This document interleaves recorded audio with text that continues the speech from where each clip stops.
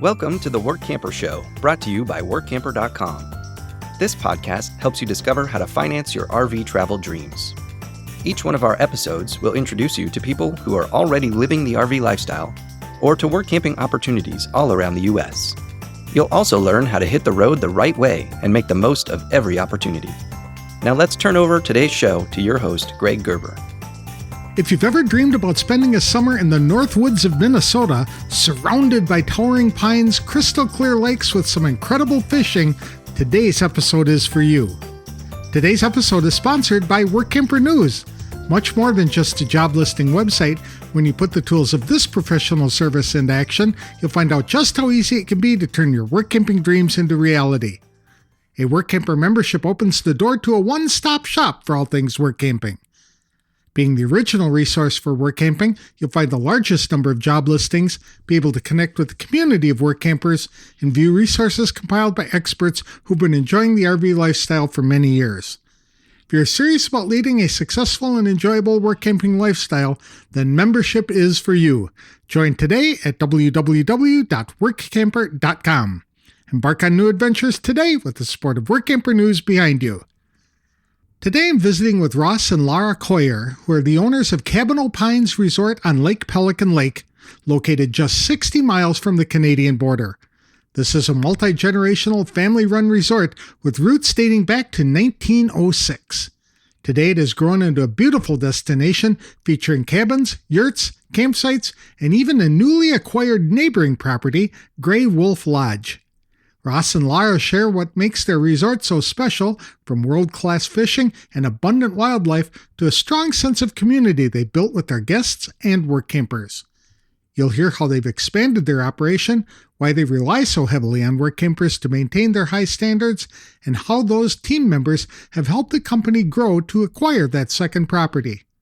The Coyers also explain what it's like to be a work camper at their resort, including the types of jobs available, the pace of the season, and how they create a supportive environment where work campers can enjoy the experience as much as the guests.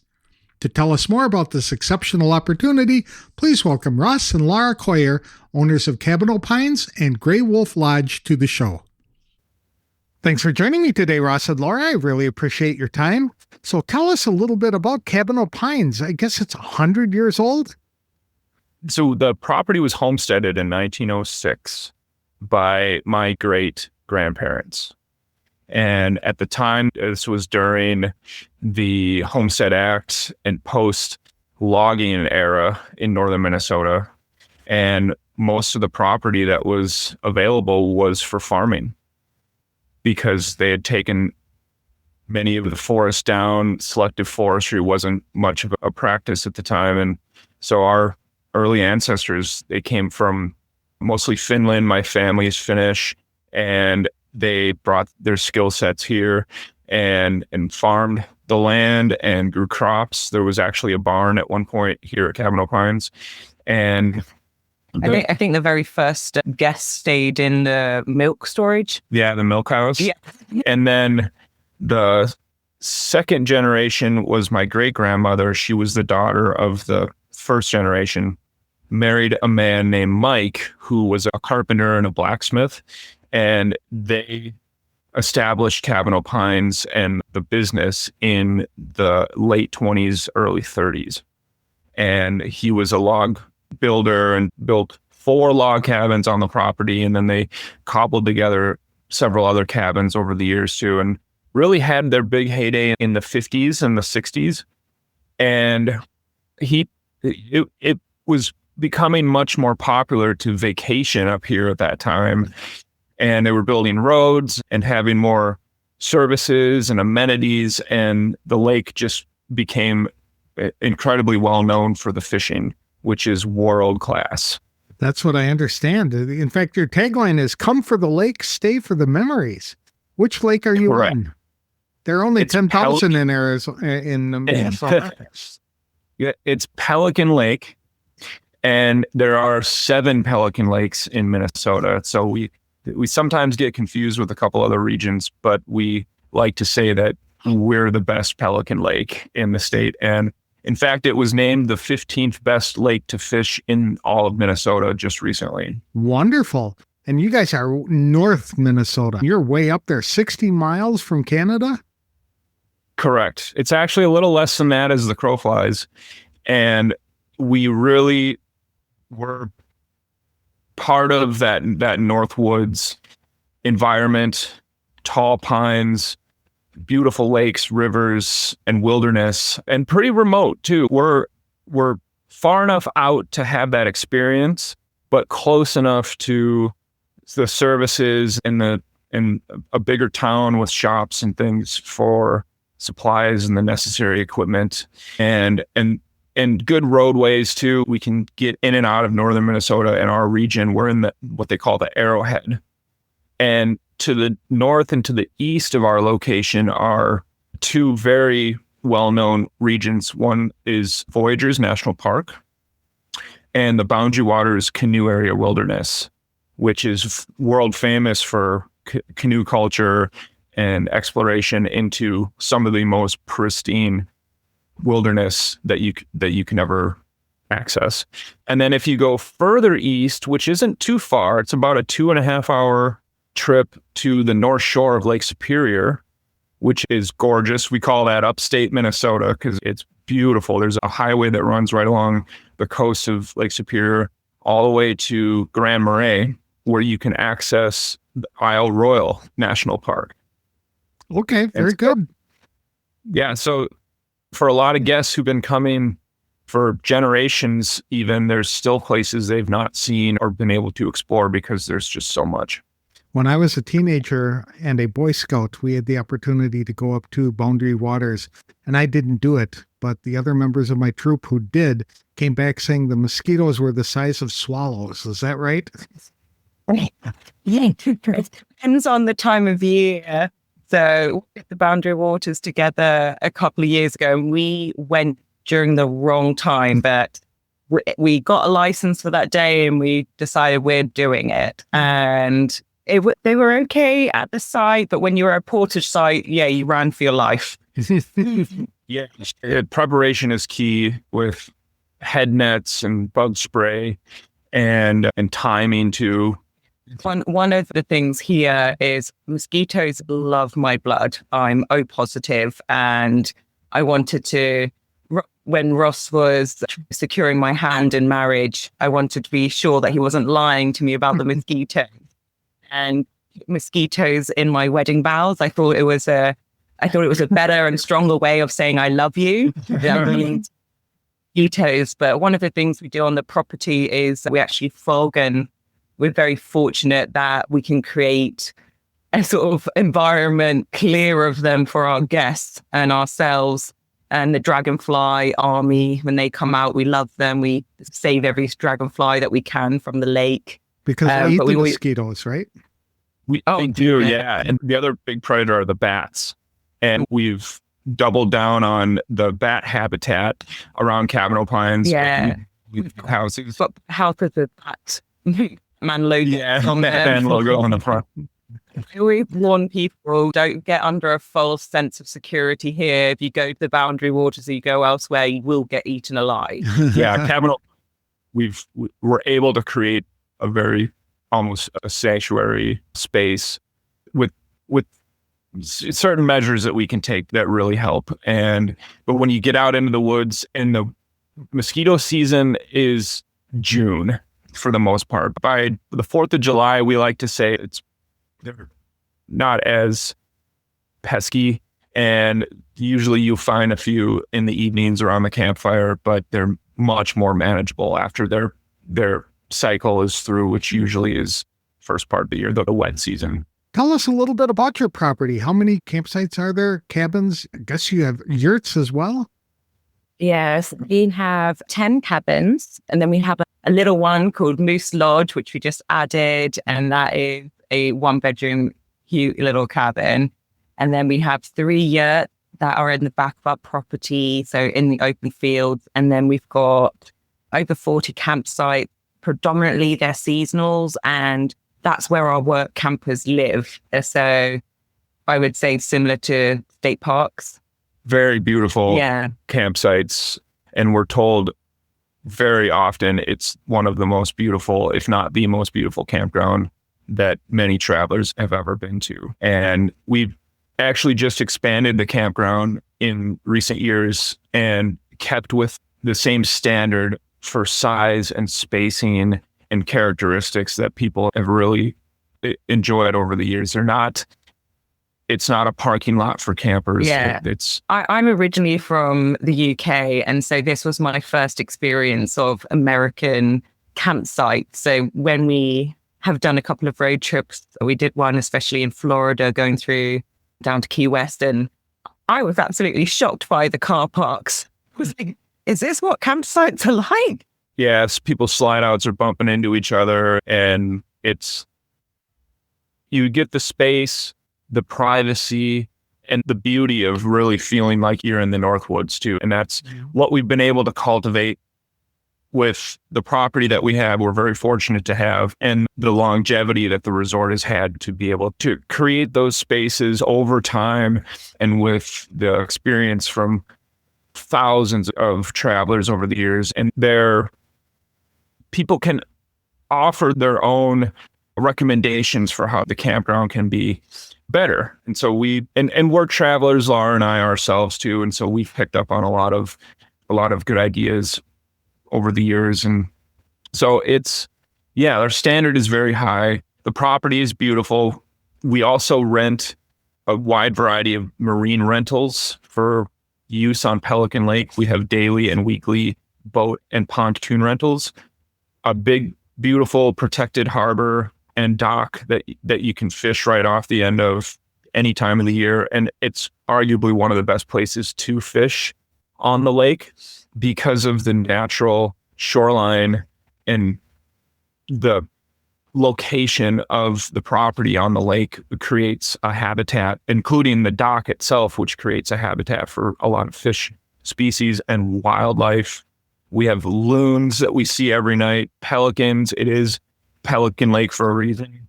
Eagles perch in our pine trees all summer long. There's beavers, otter, of deer, and other land mammals too. We see the occasional moose. They're elusive, but they are seen and actually have been seen more regularly in recent years. Bobcat and a mountain lion. Lara's done quite well with wildlife viewing in her few years. Yeah, it's beautiful. And then we actually also have another neighboring property we recently acquired, which has 10 cabins, 2 apartments, and 5 campsites, which is a beautiful property. That's correct. So Cabinal Pines is our mothership. That's the best way to put it. And then in October and new for 2026, we purchased Gray Wolf Lodge, which is essentially next door. There is a very small mom and pop resort in between the two that rents just a couple of cabins. But Gray Wolf actually has a very similar long-standing history on Pelican Lake. The homestead is actually 2 years older than Cabinal Pines. It's a little bit more rustic of a resort. The cabins are a little bit more rustic, but they're feet from the lake. In fact, one of them you can literally fish out of the living room window. And what the main reason we're able to take on the project of acquiring a neighboring resort is because of our work camping staff. We've had a young couple who've come and worked with us for the last 2 seasons. They've really grown with their skill set, and we've trusted them to be our on-site managers at this property. And we wouldn't be able to do it without the strong staff that we have been fortunate to acquire. Correct. We promoted them from within the staff at Cabinal Pines. They're young, they're loyal, they're incredibly hardworking, and it was a no-brainer for us to give them that opportunity to be full managers at the new property, which is right next door. We're available to help oversee the operation of that property, but it's going to be under their control. And we're excited for them. It's a little bit more turnkey than Cabinal Pines in that there's not as much daily operations, but we still will be seeking assistance through the staffing at Cabin O'Pines to help clean cabins and maintain the property at Gray Wolf too. So there's multiple opportunities with our company on Pelican Lake for 2 different properties, both of which are gorgeous. Gray Wolf, beautiful property as well. And it's going to be a lot of fun this summer getting that up and running. How many work campers do you typically hire every year? It's been increasing since we started working with the community in 2017, from 2 to 4 to 6 to 8 this year. It's incredible. I think we're really able to, with our guests, these guests have been coming for decades and generations, and a lot of them this could be their one vacation a year. And you really want to make sure that they're having the best vacation they possibly could have with their families. And having that increase in Workampers, we've been able to make sure the standard property is top notch. For example, at the end of last season, 4 of our Workampers painted the majority of our cabins, and we're just able to really be at the top of our game for having that standard. So we've really enjoyed, we probably overhire. Yeah, and because we want to stay very true to the job description and the expectations of those staff members so that they don't become overworked and even feel like they're leaving things behind when they go home at the end of the day. We want them to be able to enjoy their time here and the work that they're doing. And it's shown greatly with the staffing that we've had with our crew and their willingness to come back and be with us for multiple seasons. A bunch of them do return every year? Yes, we've had multiple returners over the years.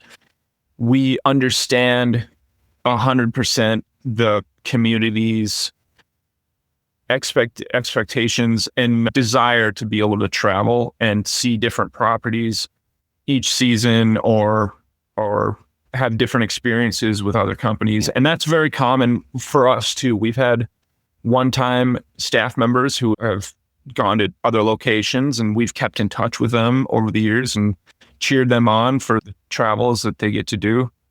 And we understand that. And we have been very fortunate, though, that even the ones who protest that they won't come back because they're young or they're traveling or this is their retirement plan, they still have come back. The young couple that we've just promoted to on-site managers at Grey Wolf, they were only going to come for 1 season. We've now got them back for their third.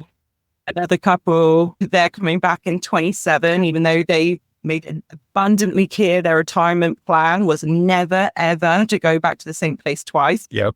But we had a baby for them to make them come back and to cure that. And so it's really fortunate that we have that experience coming back in, because we work so closely with our Workampers and they live here and we essentially become a small knit community or family. It is also important for us that we all get along. Yeah, personally and professionally. Yeah. And everyone's happy here. And so it's great when they do come back, because that's the biggest seal of approval you can have as employers, that people want to return. Absolutely. And so we allow them to have back-to-back days off, at least 2 per week, so that they can see the sites and travel and be able to enjoy their time here, take a trip or go to town. Later in the season, when we get past our peak, they can take more days off. Correct. They want to travel further, and sometimes they'll always discuss amongst themselves and their official days off so that they can have more or do different things. So everyone works together to accommodate that. Absolutely. What? And the things that we take a lot of pride in is the mom and pop ownership of the business. So Lara and we're full-time. In fact, I physically am probably 10 to 12 hours most days during the peak season. Lara the same. And so we don't have days off. We're right in there with them in the trenches. And Training usually goes really well through the month of May when the resort is opening and we're getting everything cleaned and maintained and ready for the season. But then once the season starts, generally they have a pretty good understanding of our operation, and we get into a regular schedule. They get their days and their expectations, the jobs that they know they're going to do. The calendar is very cut and dry each week. We know which guests we're going to have in which cabins and places. And so each day we have a meeting in the morning. We discuss what our plan is going to be. And then we're out doing our jobs. We're not micromanaging our staff. We want them to be trained in a way that they're comfortable and they're aware of what the job is on a daily basis, so that we're not constantly having to keep an eye on everybody. And it's a pretty easy job too. Most work campers are going to agree that it's keeping up with maintenance and chores and things, and generally easy work, but different every single day. There's always a new challenge or there's new people. I was going to ask, what type of jobs do the work campers do? Mostly maintenance, housekeeping, and customer service. And maintenance is going to include the equipment that we use around the resort, the facilities, things like screen repair and tools, equipment. Mowing is a big job. It's a pretty big property. Landscaping. We have to rake the beach every morning. We have a beautiful beach. There's certain facilities that we clean every day. There's bathrooms, there's showers, there's a fish cleaning station for guests to clean their fish. And customer service, we have a front office and a desk with a gift shop and supplies. And so we have staff members that man the desk in the front office, check-ins, check-outs, and then housekeeping, cleaning our cabins, the yurts, and all of the boats and pontoons, which generally happens on Saturdays. The very traditional scheduling for northern Minnesota resorts is a Saturday to Saturday vacation rental. And so for generations, customers come up on Saturday morning, they check in the afternoon. The guests that were there that week, they check out Saturday morning, and we get about a 6 to 7 hour block of time to flip the whole resort, clean all the cabins, make all the beds, do all the chores. And so Saturdays are generally required for our staff throughout the season. It's a busy day, but by 3 o'clock when guests start checking in, we're just customer service at that time. We're done getting everything ready. And then we're just hosting people, camp hosting, and making sure that they have everything they need. Now, these are seasonal positions, I'm assuming, because it gets rather cold up in Minnesota in the winter. Correct. Our work camping season is from May 5th to September 30th. Okay. It's a paid position for all hours, plus a full hookup campsite.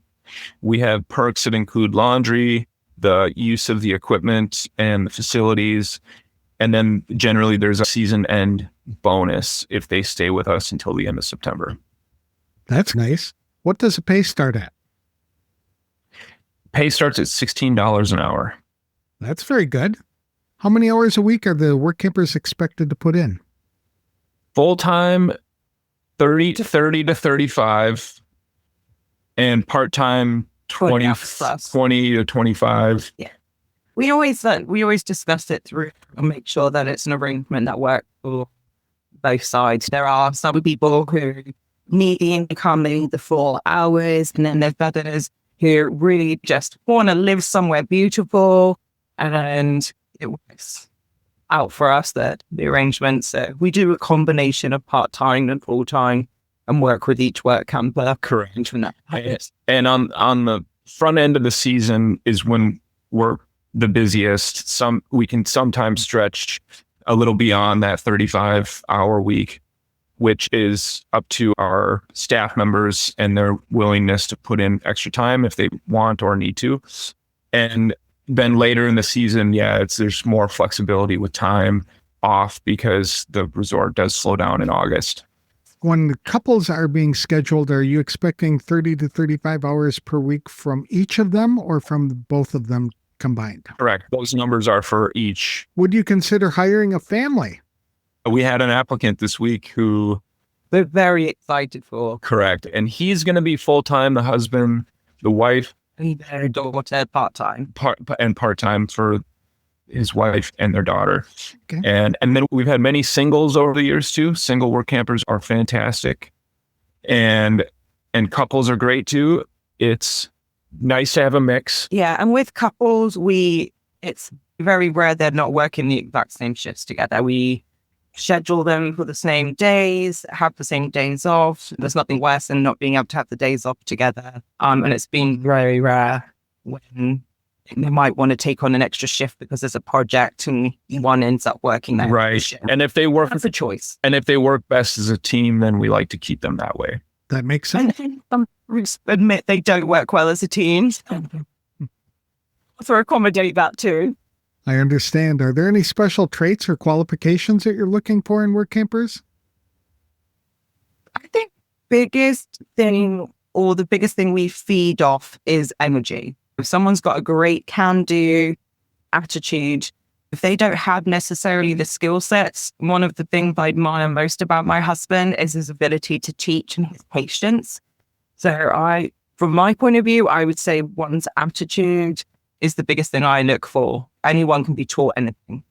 Correct. Okay. So do you have any special projects that might require some special skills? We do have some projects slated for this season that may require a little bit more of a skill set in carpentry, painting. If anyone does historically have a skill set, plumbing or anything like that, Sure, mechanics. we do look favorably on that. We get excited. And there's programs too. We've had work campers that are fantastic with kids, setting up kids programs and fun things for our guests to do during the season. Artistic individuals who can add value and help create something for Cavanaugh Pines or Grey Wolf Lodge. We had a work camper, for example, who was a retired art teacher, and she did several programs with the kids. They would do rock painting and other arts and crafts, but she actually, in her spare time when she was manning the store in the office, painted a mural on the front door, which is beautiful. It's one of the first things that you see when you drive up and park at the office. And she unfortunately was going to do the other side of the door. Also, she had sketched a really cool drawing on the back with a bear and a butterfly sitting on his nose. And she ran out of time that season. I'm out of the door stays open. Yeah. That's funny. On to that point, Greg, one of our favorite things that the community has and has brought to Cavanaugh Pines over the years is their experience. Yeah. Because they have worked in so many other environments, in places, and companies, that we like to explore their experience and learn from our staff members throughout the season too, because they may have learned a process or a way or different life experiences, have worked different places, have also traveled and been guests at different places. And so everyone's feedback or suggestions are truly welcome. Correct. When do you typically begin recruiting for the next season? We did begin our recruitment for 26 during the fall of 25, as we had a similar timeline for the season for 2025. We started hiring the fall of 24. We've found really great applicants if we start early. We've started as early as a year, and we find good applicants. We always give our current Workampers first priority. We have great staff. They're the ones who get first priority to be able to return. And if we know for definite that they're not going to, that gives us the opportunity to hire in advance. But we always give them first priority. And then at the end of the season, that's when we can start looking, because we know if someone's coming back or not. And so after September 30th, that's when we start recruiting. In this particular instance, because we have the new place, we're actually over hiring this year because we've got a new baby, and we just want to make sure we've got the insurance of having staff on hand. But we're in a position where, unfortunately, 3 of our returners can't return. One of them for a really good reason. We have a young gentleman who has come for 3 years. This was going to be his 4th year, but he is a soccer enthusiast, and he just got offered an assistant teaching program at university. So we are far excited for him, and we told him that he was essentially fired, but that wasn't a choice. We're really happy for him.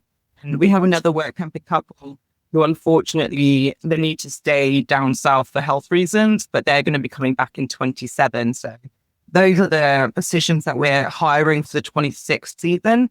So that's why we've got this little last minute hiring happening just before the season. Well, to wrap that up, we encourage qualified applicants to apply at any time. Yes. And we will consider for future seasons at any time based on qualifications and availability.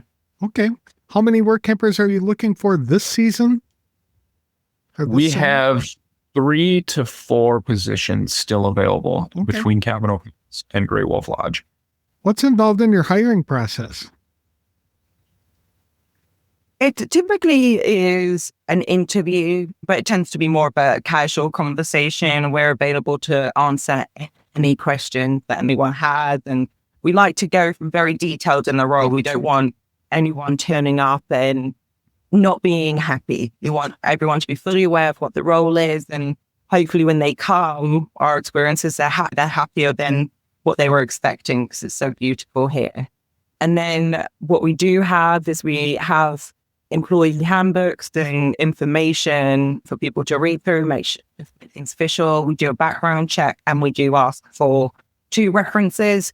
We just want to make sure that everyone here is working in a safe environment. What can a Workamper do to really stand out if they want to come work for you folks? We like experience. That's not the number one most important thing. In fact, one of our new Workampers last season, this was their first role as a Workamper, and they were phenomenal. They're coming back this season. But at the outset, when we get an application, it's nice to see that they've worked at some other campgrounds or resorts. We like to see a lot of skills, but that's dependent on the person. I like to see variety. Willingness to be a hard worker and to be flexible. And I think having organization, sometimes you get an application through or a resume, and you can get a sense of somebody's professionalism. And so it's nice to see that their thoughts are well placed and that they have maybe a good story, good pictures of their family, their rig, their fur babies, if they have them. We always want to know. Time where we opened up a resume and Ross looked for 0.5 seconds and went, they're hired, without even reading. The reason being is their dog. They a German Shepherd Chihuahua mix. Oh, my goodness. German Shepherd, but we have a German Shepherd called Luna, who's the employee of the year every year. And Ross just saw the picture of the dog and went that they are hired. And we did actually hiring them. But I was like, can we please read the resume, please? Cutest dog. I had no idea you could even breed Chihuahua and a German Shepherd. Our requirements is to jokingly ask for pictures of fur babies. That always helps. People are welcome with or without their fur babies, but if they do have fur babies, it does help to send a cute photo. How long does it typically take for you folks to make a hiring decision? We can be pretty instant. Yeah, we've hired over during our first introductory phone call. The most recent hire we just had, I think we just liked their attitude within the first 2 minutes of speaking with them. Their resume showed can-do and willingness and flexibility. Their attitude on the phone, straight away, we could just tell that our guests would love them and that our existing team would love them. So that was a very quick decision. You had mentioned earlier that you were in a remote position, and Workampers consider remote locations by how far away from the nearest Walmart you are. So how far are you away from Walmart? 50 minutes. 50 minutes. That's remote. Okay. How far, what city is that? Do they have other options for like big stores and entertainment, like movie theaters? Lidl, Super One, not Lidl, sorry, Aldi. Aldi, Menards. The town is called Virginia. It's on the Iron Range. And it's halfway between Duluth, Minnesota, which is it's the second largest city in Minnesota. Yeah, technically the third, Minneapolis, St. Paul. And Duluth, you can fly into Duluth. It's right on Lake Superior. They have more of the city feel if you were interested in going down and seeing a show or having a night out, getting a place to stay on Lake Superior. It's a port too for a lot of the shipments that come in and out, mostly iron ore, which is what's mined on the Iron Range, which is halfway between Duluth and our location. And then they can also, from ore, travel further north to a town called International Falls, which is approximately an hour, which is right on the border of Canada. And International Falls has services and some bigger stores. There's a grocery store and a Menards up there. And that's where you're going to access Voyageurs National Park and Canada if you wanted to travel up there as well. Very good. Now, what kinds of things can people do in your area? I know fishing is a big one. What kind of fish can they get there? Pelican Lake is world-class fishing for bass, both large and smallmouth. It's famous for giant bluegill. Famous for giant bluegills and crappies, so the pan fishing is really good. And really well known for walleye fishing and northern pike fishing. How far are you from Minneapolis? 4 hours. 4 hours. So a good day trip if somebody, or a weekend. Or you don't work weekends, but they have 2 consecutive days off, so they could easily get down to Minneapolis and spend a couple of days. Right. Yeah, our Workampers love to go down for the state fair, eat a lot of food. Where can people get more information about the campground or to apply for the job? They're welcome to visit cabinopines.com. and greywolflodge.com. And one of the things that's very unique about where we are is we are just on the road from the Vince Schutte Wildlife Sanctuary, which Ross was vice president of for 7 years. Do you want to say that more? The Vince Schutte Wildlife Sanctuary is one of, if not arguably the best place in the world to see wild black bears in their natural habitat. And they can have as many as 100 black bears on the property at the end of the summer, generally August. They're open from Memorial Day to Labor Day. And so the month of August is the best time to go because the bears are in what's called hyperphagia, which is that's when hyperphagia begins, when they have to be eating upwards of 10,000 calories a day to put on enough fat to survive through the winter. And the Wildlife Sanctuary, which is a nonprofit, has partnered with the Department of Natural Resources and created a very unique situation where they feed the bears. And it's within a very small plot of land that is protected. They call it the Magic Circle. And they have rules within the Magic Circle for how interaction with the bears takes place. And they feed the bears because of a pre-existing situation that was created by a logger, Vince Schutte, who lived on the property and fed these bears and habituated them. And now generations of bears know that they can come back to this teeny little spot of land in the middle of the woods and get fed.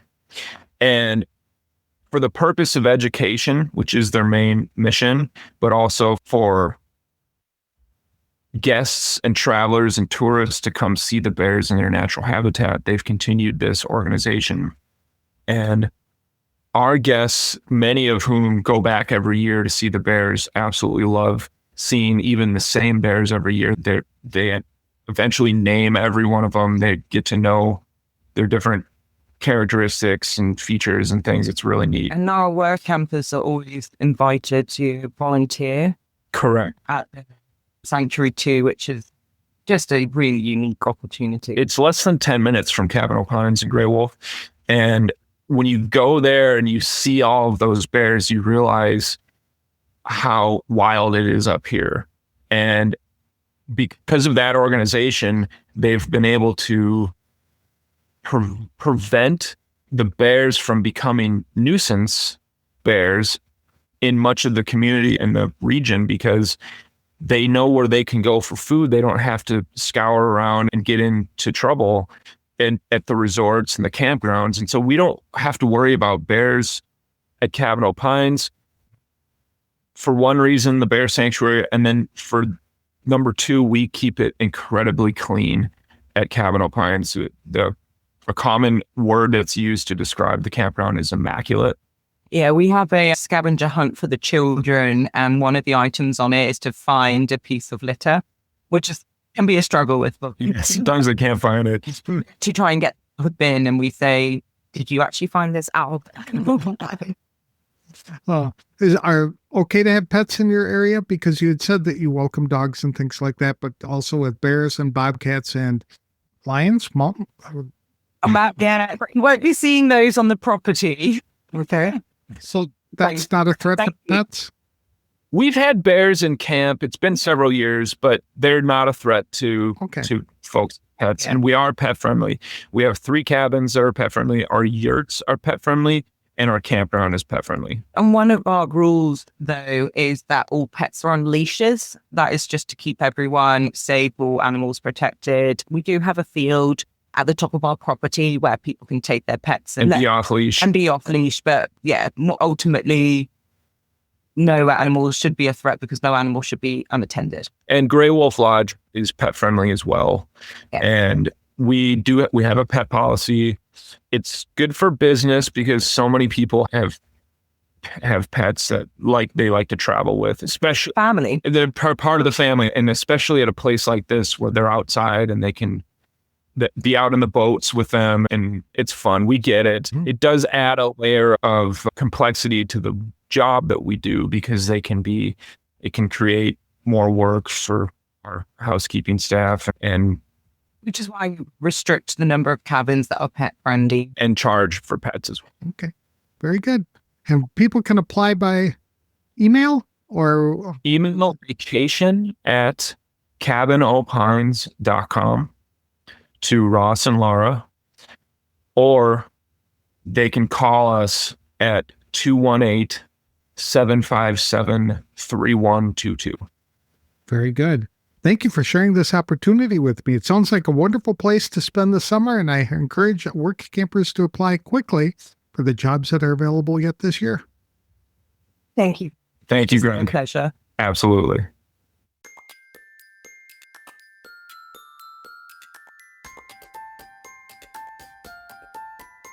Ross and Lara Coyer have created something special at Cabin Pines and Grey Wolf Lodge. This is more than just a place to work. It's a place where work campers become part of the close-knit community and contribute to the long-standing family legacy that helps deliver memorable vacations for guests who return year after year. The work itself centers around maintenance, housekeeping, and guest services. Saturdays are particularly busy as both facilities see weekly guests depart in the morning and new guests arrive in the afternoon. Work campers are paid for all hours worked, starting at $16 per hour. They also receive a free full hookup campsite and perks like laundry and use of equipment, along with the opportunity to explore one of the most beautiful regions in Minnesota. What really stands out is the way Ross and Lara approach their team. They prioritize attitude over experience, offer flexibility in scheduling, and make sure Workampers have plenty of time to enjoy the area. That balance is one reason why so many Workampers return year after year, even those who originally planned to stay for just one season. If this sounds like the kind of workcamping experience you've been looking for, you can learn more by visiting cabinopines.com or greywolflodge.com. To apply, you can email vacation@cabinopines.com or call 218-757-3122. There are still a few positions open for the 2026 season, so reach out soon if you'd like to work at either resort this year. Today's episode was sponsored by Workamper News. Creating a resume can be a cumbersome and intimidating task, especially if you haven't written a resume in many years. The unique Workamper News Resume Builder guides you through a step-by-step process to build a complete resume with all the information Workamper employers are looking for when reviewing applications. Once complete, your resume can be emailed to anyone, and the software tracks when and who you have sent it to. You can print out the resume or make it into a PDF, which can be uploaded or emailed. Some employers never advertise, not on Workamper.com or anywhere else. They find all their applicants just by searching the Workamper News Resume Database. If you don't have a resume in the Workamper.com database, you'll be missing out on some fabulous opportunities. To open the door to more Workamping jobs, become a Workamper member today by visiting www.workamper.com. That's all for this week's show. Next time I'll be speaking with a woman who makes a good living as a Workamper by traveling to places she wants to visit and applying protective coating to RV roofs. I'll have that interview on the next episode of The Workamper Show. Thank you for listening.